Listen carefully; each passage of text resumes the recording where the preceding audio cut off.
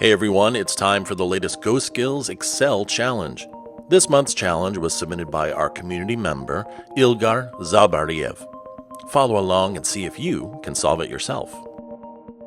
Welcome to this month's Excel challenge. In this challenge, you'll step into the shoes of Anna, a recent Excel learner, as she helps her father analyze his fruit business sales for June 2025.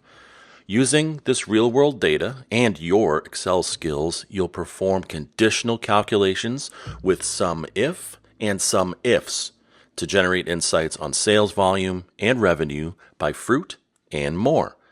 Now, this challenge is a perfect opportunity to sharpen your formula-building abilities while solving some practical business problems. The Excel file contains 3 worksheets. You've got the challenge, and this worksheet gives an overview of the scenario and the tasks. It sets the stage for Anna's mission to help her dad understand how the fruits perform. Then we have the data set sheet.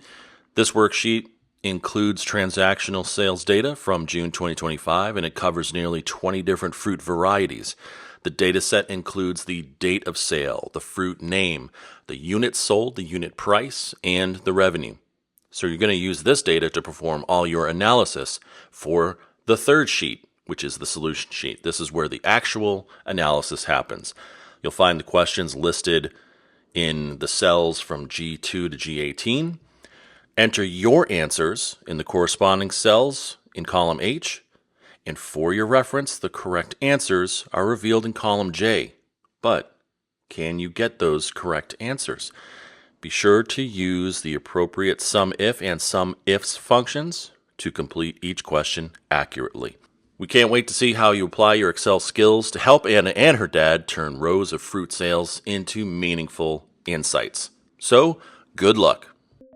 Do you have what it takes to complete this challenge? To get started, click the link below to download all the files you need. Let us know how you're doing in the comments section.